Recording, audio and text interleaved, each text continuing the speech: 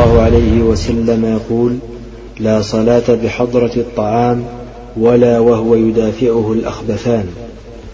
حديث فكو عائشة رضي الله عنها تغامبا يولي النبي محمد صلى الله عليه وسلم nga ayigiriza tokkizibwa kuyingira mu ssala ng'emmere ejjuddwa wadde okuyingira mu ssala ng'olina ekimu ku byetaago ebibiri.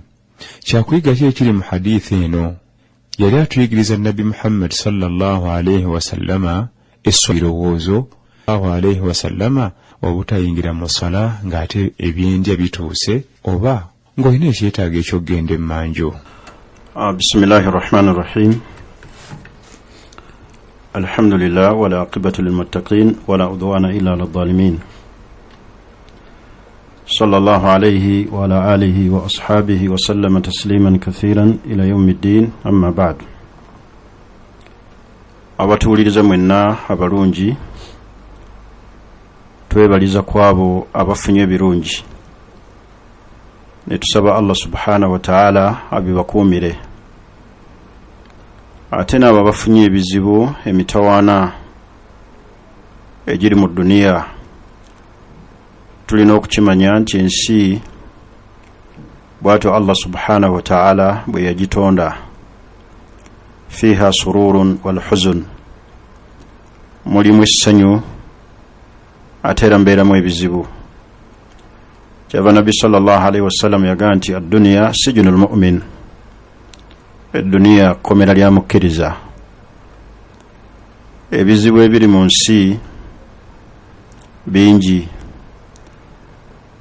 ng'era Allah bwe yayogera mu Qur'ani ekitiibwa. Omuntu tasobola kubeera mu nsi muno n'avaamu nga talina bimunyize. Walakad khalaqna al-insana fi kabadin, twatonda omuntu ng'ali mu kutawaana.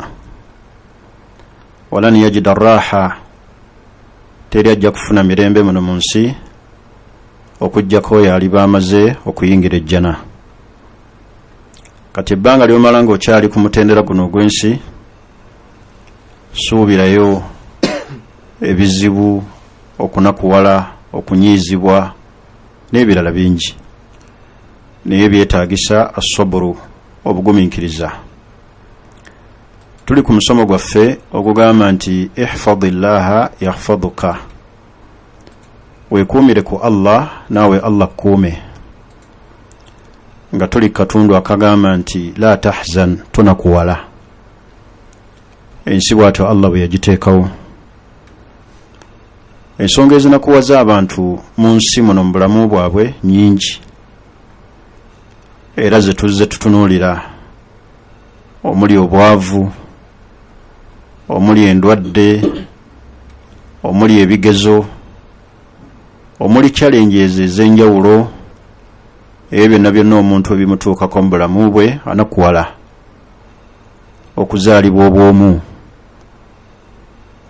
omuntu okubeera nga obulamu bwe awangaalira mu matigga, ebyo byonna byonna binakuwaza omuntu.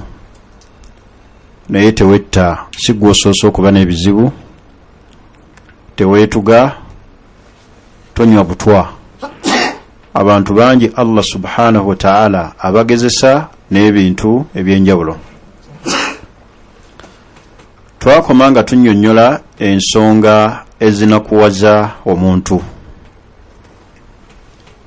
era nga bwe twakoma tugenda kutandikira ku nsonga ega nti at-ta'arrudu lil hasad wal ayn wal makru min kibali al-akharin, abantu okukolera bannaabwe ensaalwa olw'ebirungi Allah byabakuwadde. Bantu bangi Allah abagezesa n'obulwadde obw'ensaalwa. Oli nakukwatibwa ensaalwa n'atuuka n'okkuloga, n'akusindikira amajinni, n'akukola ebintu ebitasaanye. Abamu bannaabwe babasuula eddalu ne balya kasasiro ne bafuuka abalalu. Kati ata'arudu lil hasad, abantu okukwatibwa bannaabwe ensaalwa, wal khida, n'enkwe, min kibali al-akhirin.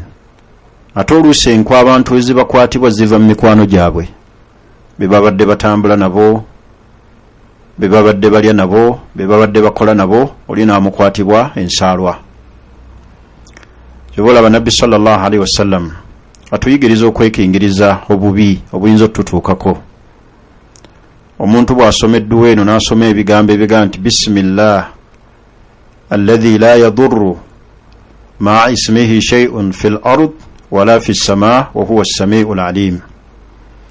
Bw'asomeddwa eyo ku makya mirundi 3 n'agisoma akawungeezi tasobola kukosebwa na nkwe zikolebwa bantu. Bantu bangi balina enkwe, bantu bangi tebaagaliza.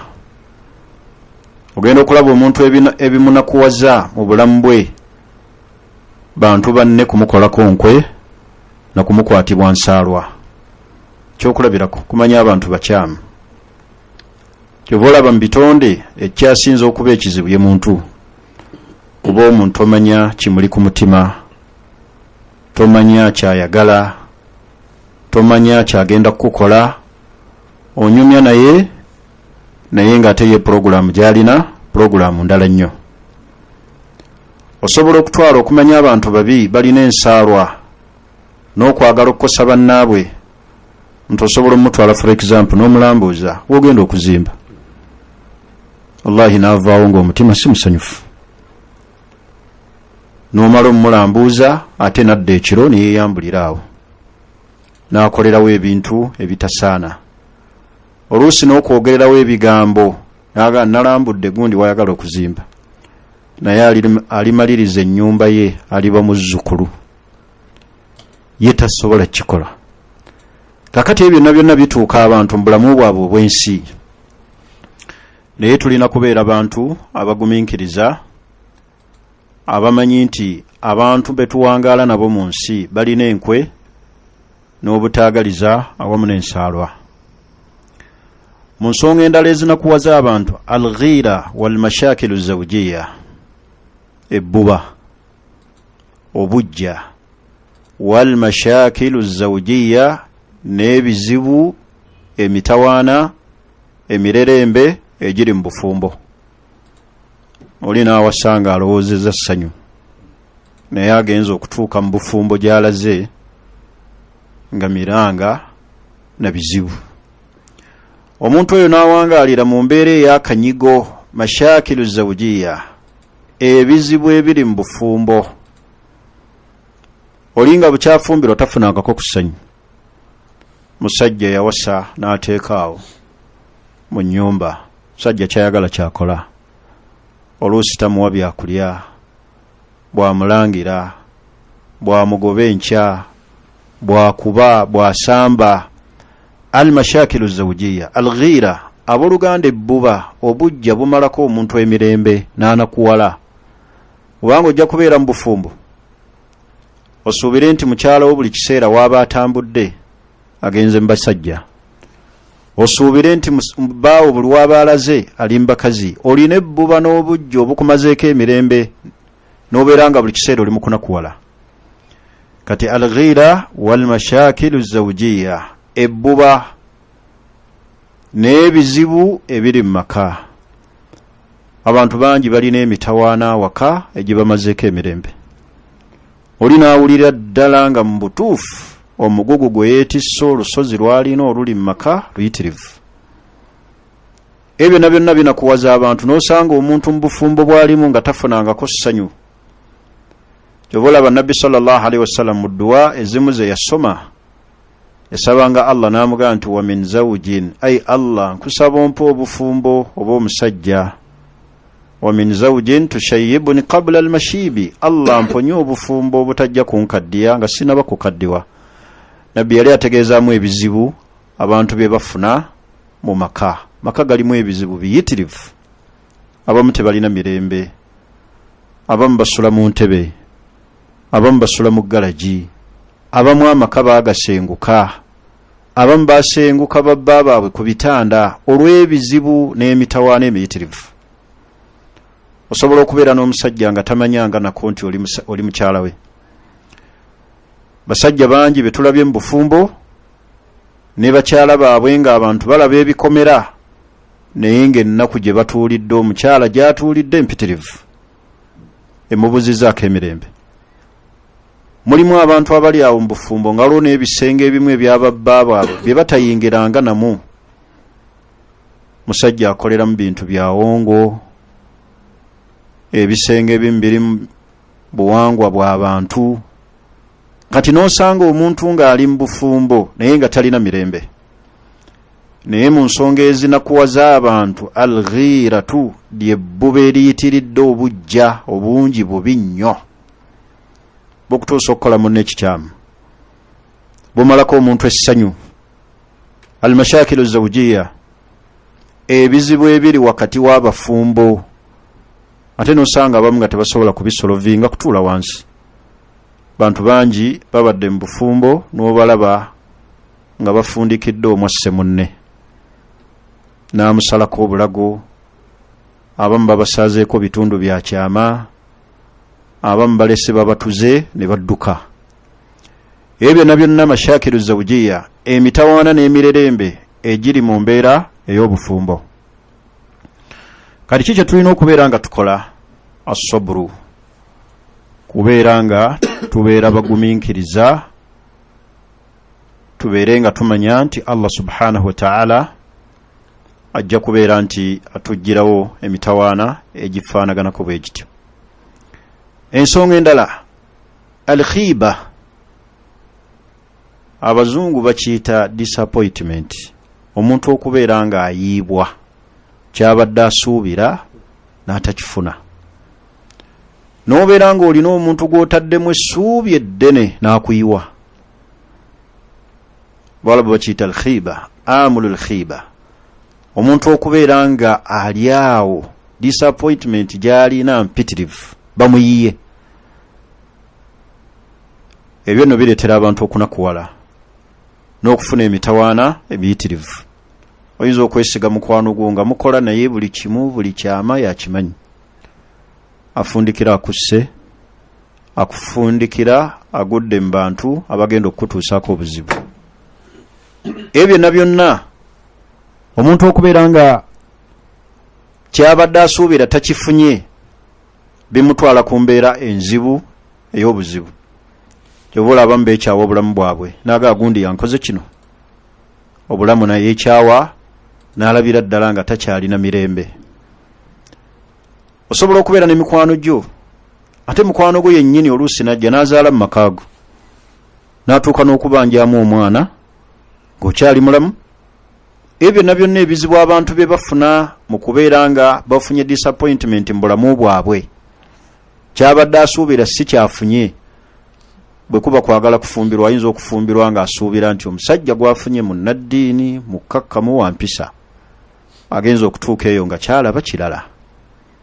Abantu bangi babadde n'essuubi mu bannaabwe, oluusi oli baleeta ssente ne bagatta bizinensi nga bali babiri.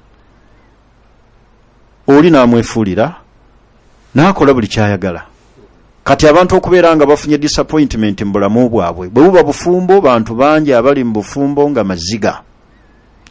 Bwe giba mirimu, bannaffe be tubadde tuyita mikwano gyaffe bennyini tufundikira tukaaba nga batukoze ebikyamu. Kati abantu okubeera nti mu bulamu bwabwe bafuna emitawaana egifaanaganako bwe gityo, okubeera nti bayiibwa nga tebafunye kye bateekeddwa kubeera nti bakifuna. Ebyo na byonna bireetera abantu okubeera nti bali mu nnaku empitirivu. Ensonga endala, atashaumu washuuru bilhiriman, omuntu okubeera nga afuna ebisiraani gyayita ebizibu, emiswiba, buli kyatuukako kigootaana ne kifa. Baba akamuwa omulimu yakagufuna ne bamugoba. Aba yakakola kino bizinensi nefa n'asuubira nti alina ebisiraani. Washuuru bilhirmani, n'okubeera nga buli kiseera muli awulira alina kyatalina, tamatira n'ekyo kyafunye. Atashaum washuuru bilhirmani, omuntu okubeera nga bambi buli kyakwatako kifa, kisaanawo. ku mulimu bwe babaako ku mulimu baba bangi era ye gwe bawassa sipe n'awummuzibwa bwe batuuka okusalako abakozi era yasalwako n'agenda ewalala bwe batuuka okutunula nti era tuli bangi era ye kati omuntu yawulira ashuuru bil hirman alaba mu bulamu bwe nga alina kyafiiringa kyatalina kyatafuna. Ekirala omuntu ku mbeera efaanaganako bwetyo asanyuka baalaba abalungi abalina ebirungi alaba nga ye alina kyatalina. Bw'alaba abavuga emmotoka alabira ddala nga ye yasigalira. Bw'alaba abeeyagala abali mu bulamu obweyagaza ye alaba yammibwa. Kakati attashaum washuuru bil hirman, omuntu okubeera nga alina ebikwa ebisiraani n'okubeera nga awulira muli mu bulamu alina kyatalina ekimiisinga. Lwaki nze sirina kino? Lwaki nze nazaalibwa obwomu? Lwaki nze mbonaabona? Lwaki nze nina ebizibu ebitanva ku mutwe? Katugenda okulaba nti embeera efaanaganako bwetyo ereetera omuntu okubeera nti anakuwala n'abeera nga buli kiseera buli gwatunuulira tafuna ssanyu, wabula okubeera nti alaba nti obulamu bwe bulina ebizibu era agwa mu mitawaana egy'enjawulo. Ensonga endala mu nsonga ezinakuwaza abantu fawaatul furas wannadim ala almaadi wa adamu rida an haalika fi lhaadir. Omuntu okubeera nga chances zimuyitako ebintu ebirungi buli ekijja ye gwe kisuba, wannadim ala almaadi n'okwejjusa ebyo ebyayita. Kyovola abaganda bange abasiraamu bw'oba oyagala okuwangaala mu bulamu buno obw'ensi ng'oli mu ssanyu nga tonakuwala, ebyayita tobitunuulira. Buli w'onootunuulira ebikuyiseeko nga bizze bikuyitako ebyayita ogenda kusigala mu nnaku empitirivu. Waliwo oluusi ebitonakuwaza nga byayita nga tebikyasobola kudda. Ekyo kyayita, ekiseera kyakyo kyakummibwa n'otakifuna, ekyo kite osigale ng'otambula n'obulamu obugenda muki obugenda mu maaso. Naye ogenda okulaba abantu abamu fawaatul furas, chansi zibayitako ez'ebintu ebirungi. Bawandiika abantu ku mirimu yetafunye, bagaba visa genda bweru chansi emuyiseeko. Bwe baba baagala abaana abasomye obulungi, bw'aba musomi ye gwe basalizaako, chansi ezi zigenda zimuyitako. Fawaatul furas, omuntu n'atuuka n'okusuubira nti aliko ekisiraani, afundikira ayagala kubyeyambulula ate ng'ekkubo lyakutte kubo situufu. Kati n'olw'ensonga eyo tulina okubeera abantu abeesigamira Allah subhanahu wa ta'ala. Ensonga endala adamu tawakkulu ala Allah, abantu obuteesigamira Allah. Omuntu ebbanga lyamala nga teyeesigamidde Allah abeera mu kunakuwala. Buli kyalaba kyonna olw'okuba talina tawakkulu alabira ddala ng'obulamu bwe buli mu matigga. Kyova olaba w'onoobulwa tawakkulu ojja kufundikira weekoze ebikyamu. Bwe buba bulwadde si ggwe wakasooka okulwala, bwe buba bwavu si ggwe wakasooka okubeera nti oli mbaavu, bwe buba bwa mulekwa si ggwe yakasooka okubeera mulekwa. Naye ekyo ki ekikireeta? Adamu tawakkulu ala Allah, buteesigamira Allah.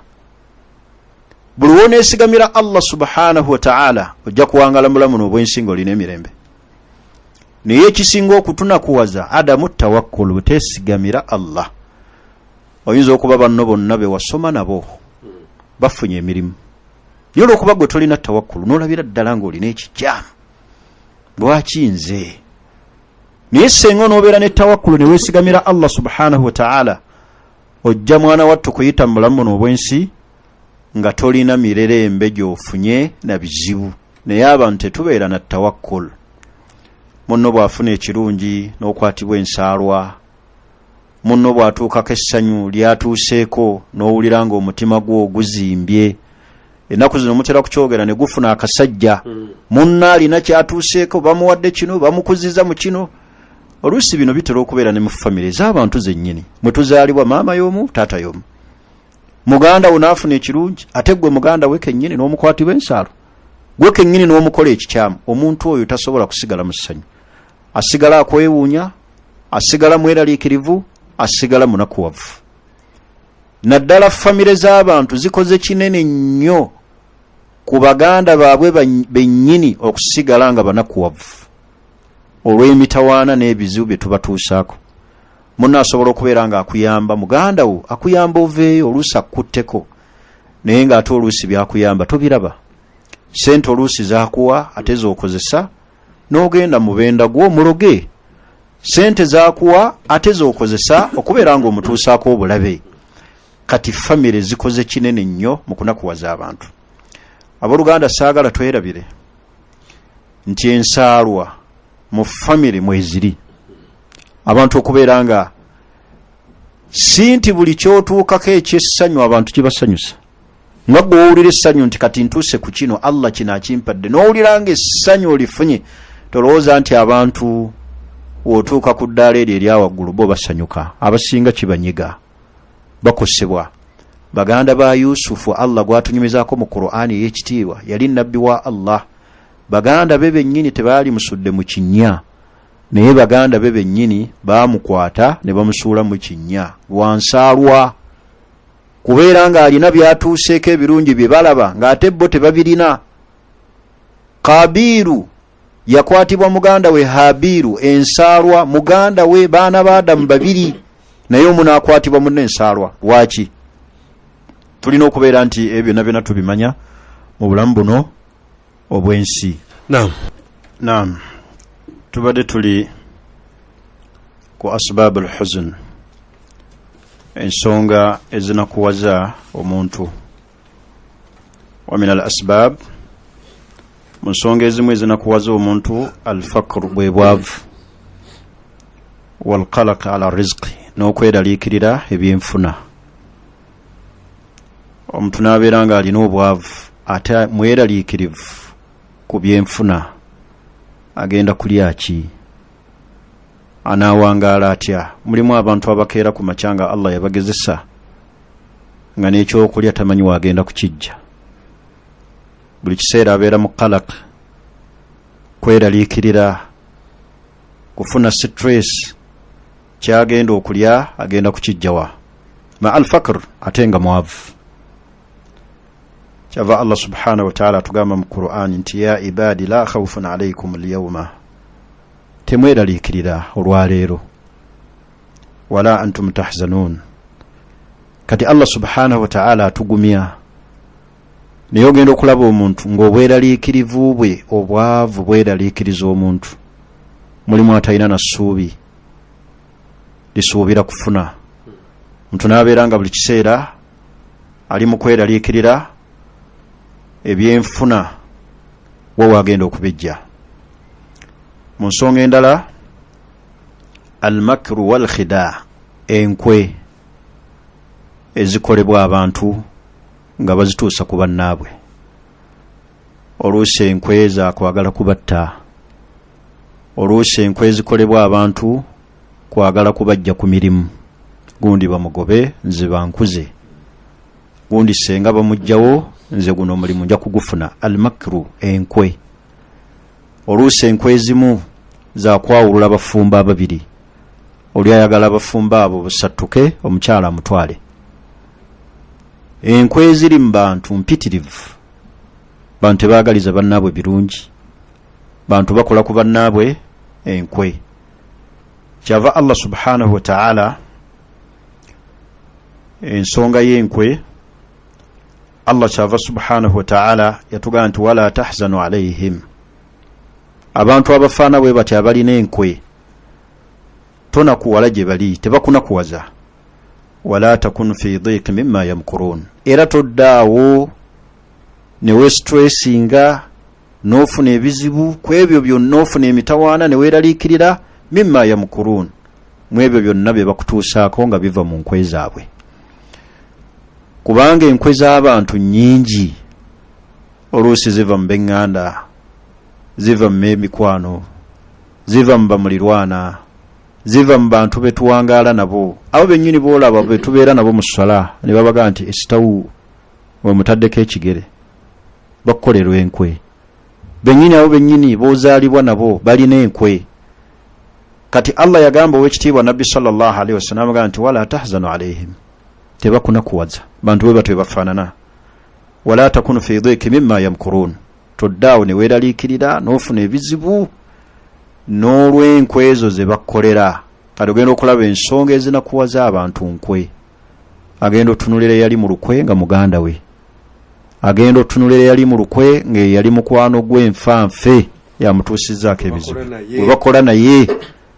Kati oluusi amuyita n'amwebuuzaako, naye ofundikira akukoledde enkwe. Oluusi amuwa ssente ze, naye afundikira amukoledde olukwe. Ezo nazo n'ensonga zinakuwaza abantu. Ensonga olwaleero gye njagala tusembyeyo, aliyutumu wa fuqdaani lwalidaini, obwamulekwa n'okuviibwako abazadde ababiri abu ahaduhum oba omu. Omuntu okubeera nga mulekwa ayita mu bizibu bingi, naddala omuntu ng'alekeddwa tewali musingi kwagenda kutandikira. Bantu bangi bakaaba ebizibu ng'aga senga maama wange akyaliwo, senga taata wange abaddewo. Osanga embeera eno saalinyigirizibwa kutuuka bwe nti abaana abamu babatwala mu maka g'abantu abalala nga bataata baabwe baafa babayambeko, naye ate abeefuula ababayambako ne babakozesa bukozesa. Oli n'abeera ng'ali mu bizibu. Kati al-yutum wa fuqdaani lwalidaini, obwamulekwa okuviirwako abazadde ababiri oba omu. Oli n'abeera ng'alina ennaku eya nnyina, oli n'abeera ng'alina ennaku ey'okufa kwa kitaawe. Naddala bitera nnyo okutuuka ku bakyala. Bw'afiirwa nnyina n'abeera mu bufumbo, omusajja n'amukola ebikyamu, ajjukira buli kiseera maama we, senga maama wange waali, senga angumya, taata wange abakubaawo, n'alibadde nnina wentandikira nga nina kye mmugamba ne tutuula ne tuteesanga abantu. Naye ogenda okulaba nti obwamulekwa n'okuviirwako abazadde ababiri oba omu, mwana wattu binakuwaza omuntu. Ezo ze zimu ku nsonga allati tahzanu al-insan, ezinakuwaza abantu mu bulamu bwabwe. N'endala nga bwe tujja okuziraba ate tumale tufune solution. Omuntu ava atya mu nnaku, mu kweraliikirira, mu bizibu nga bwe tuzze tubyogera. Tusembezaayo ensonga egamba nti obwamulekwa okuviirwako abazadde ababiri abakuzaala. Ky'oba osanga abakyala abamu ng'abasajja be baafumbira bwe bakitaabwe be bannyina, oba n'osanga omusajja yawasa omukyala ng'omukyala oyo kyekika talina bantu be, wabula yawasa omukyala nga kyekika be bannyina kyekiki omukyala gwe yawasa. Akati buli kiseera abeera yeeraliikirira mu bunakuwavu, talina gy'asobola kuddukira senga afuna kino. N'olw'ensonga eyo abantu balina ebizibu bingi n'ensonga ezinakuwaza abantu mu bulamu. Naam, kano ke kaseera asooka agamba nti ayagala kusabira bazadde booli, ate yamanyi rabbana ighfirli wa liwalidayya baba babe warhamhuma kama rabbayani saghira. Asaba gentu rabbi ghfir walidayya zaidi. Allah nkusaba osonyiwe bazadde bazayidi bakamada ghfir walidayya Ahmad. Ekirala ne bwoba teweekaluubiriza mu Luwarabu nti mbasabire nti yogera mu Luganda ogende nti ai Allah nkusaba osonyiwe bazadde ba Haji Kinobe, bazadde ba Bbosa, saba Allah obansonyiire. Naye oba oyagadde mu Luwarabu rabbi ghfir walidayya Ahmad, rabbi ghfir walidayya Amina, bw'otyo. Ekirala sebo tukoze tutya ya rabbi kufuna esimu yange bayina bibagala ogibawa oba togibawa. Simu nganjigaba nnyo basi wandiika kwata olupapula seeka agambe nakati ku butabo bwe babaguza wano obwedduwa empozi obutawe buli obwedduwa. Simu kweri naye esimu yange eri 0701 32 74 64 kibaddire muko 0 0 musanvu 0 emu 32 7 mu 4 nkaaga mu 4 nyangu nnyo 0701327464 bw'oba okubanga obuuza kibuuzo kya busiraamu ate amamataniso zikubako ate okuba akyali mu studio nammwe omuleke naye abantu tulina ebizibu bingi mu bulamu naye ffe tetuli baseeka bansaasi oli watajja anti waliwo awajanaga aseeka jagala edduwa ekwata ababbi ffe tetuzikola ki ffe tukukansolinga busiraamu kola bwoti neki ne bwoti wesigamirani wesigamire Allah tetuli bakubi babiki babitabo kati n'olw'ensonga eyo bw'oba otubuuza tubuuze ekibuuzo nga ddala ogenda kuyambibwa ku musingi gwa buki gwa busiraamu biidhnillahi taala naye nga puroguramu yaffe ekyagenda mu maaso eriko omutoga nti wekumire ku Allah akukuume tonakuwala tukyali ku nsonga ezinakuwaza abantu tujja kwogera omulundi ogujja tufune n'eddagala okola otya wejjamu otya obutanakuwala biki obusiraamu bibulagira okwejjamu abantu okubeerawo nga buli kiseera ali mu kwekubagiza bibeere nga bituvaamu biidhnillahi taala saba Allah bannayabadde batuuliza mwenna abaagala ennyo